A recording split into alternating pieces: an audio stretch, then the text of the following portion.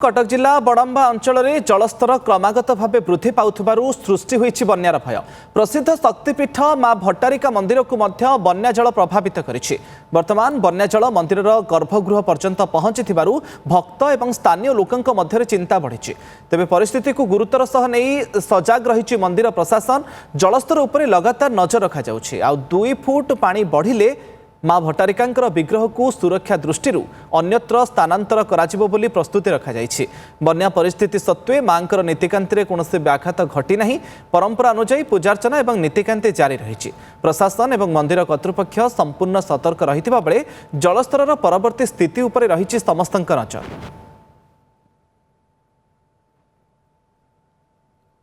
अधिक सूचना नरसिंहपुर बड़म्बारू आम प्रतिनिधि सर्वेश्वर स्वाई आम सहित लाइव जोड़ी होती। सर्वेश्वर टिके वर्तमान स्थिति संपर्क में सूचना दिंतु। जलस्तर एवं केमती रही सहित जदि पानी बढ़ुची तो नीतिकांति प्रभावित हेब मां को स्थानांतर करने कौन सब प्रस्तुति कर चित्र कौन? निश्चित भाव कहीपर ये हूँ चतुर्थ थरर बन्या जल जदि कहवा बड़म्बार अधिष्ठात्री देवी मां भट्टारिका पीठ में मो सहयोगी कही पूरा चित्र देखेबे जलस्तर क्रमागत भाव बढ़िबार लगी। माँ जो रही पिंडी रही है से पिंडी लगे एवं मंदिर जो रही मंदिर बेढ़ा उपर बन्या जल पाखापाखि 4 फुटर बन्या जल प्रवाहित होउछि एवं मंदिर को जलस्तर बढ़ी मंदिर को छुई साराणी। आदि 2 ରୁ 3 फुट जो बन्या जल बढ़े तेज माँ गर्भगृह बन्या जल प्रवेश कर माँ को अन्यत्र स्थानांतर कर माँ रोष घर जो रही रोष घर को माँ को स्थानांतर कर माँ नीतिकांति चलो। आम पाखे मंदिर पूजक अच्छा सहित आलोचना करवा आज्ञा जेहेतु माँ मंदिर को बन्या जल छुईला आउ 2 ରୁ 3 फुट बन्या जल बढ़िया फल माँ को अन्यत्र स्थानांतर कार्य कौन रही पूरा प्रक्रिया? आम समस्त सेवासी मैंने उपस्थित अच्छा काली जो भली पानी बढ़ुला एपर्यंत माँ जलसाई सारदेणी कि सका पानी बढ़िया कमी जाइए।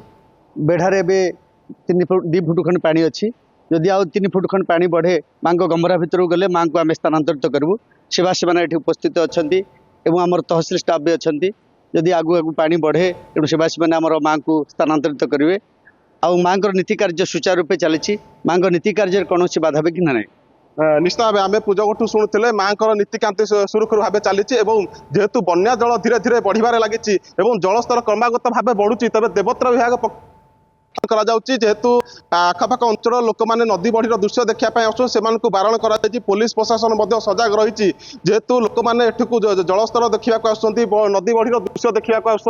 से लोक मानक पुलिस प्रशासन बारण कर बड़म्बार तहसिलदार आसी घंटा को घंटा आसी निरीक्षण करेतु मंदिर भितर बन्या जल प्रवेश करने आरंभ कर देवोत्तर विभाग सजग रही माँ को अन्यत्र स्थानांतर कर 2 ରୁ 3 फुट बन्या जल बढ़िले तेज आखपाख अंचल कथा जदि कथा कह बड़म्बार शशांग गमई और उगालपुर कथा जदि कहबा से अंचल चाष जमी गुड़िक धीरे धीरे प्रभावित होगा लगे जेहेतु नदीर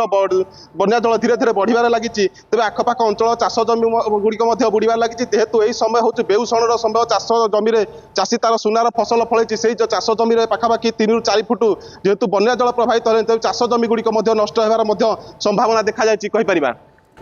ओके तार भितर वर्तमान समय जो चित्र आम देखुचु आउ केते वर्तमान समय जदि बेढ़ा कथा कहबा सर्वेश्वर एबे केते फुटर पानी सेठी देखुचंती एवं आज नीतिकांति सेमती किछि प्रभाव पड़ी कि?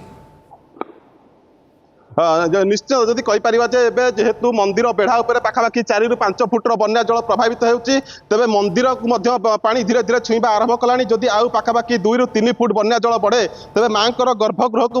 बन्या जल छुईब तेज माँ को रोष घर को स्थानांतर कर ठीक भाव नीतिकांति चलो एवं माँ मार्जना सरिबा पर सकाळ धूप सरी माँ खेचड़ी भोग सरी बल्लभ भोग सरी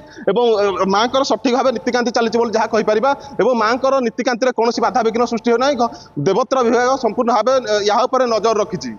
ओके जो माने भक्त माने आसुछंती मांकर दर्शन करने से मंदिर प्रशासन कथा कह जाऊ देवोत्तर विभाग पक्षर केमती ता दिगरे सब व्यवस्था करा जाइछि बे? निश्चित भाव भक्त मैंने आसुँच देवोत्तर विभाग पक्षर संपूर्ण भाव बारण कर एक साइड्रे से व्यवस्था कराई आम पाखे किसी भक्त अच्छा आज्ञा केउठू आसी आज केमती दर्शन कले जेहेतु पानी दरपापुर नयागढ़ डिस्ट्रिक्ट मो ना हूँ प्रमोद कुमार बेहरा पानी तो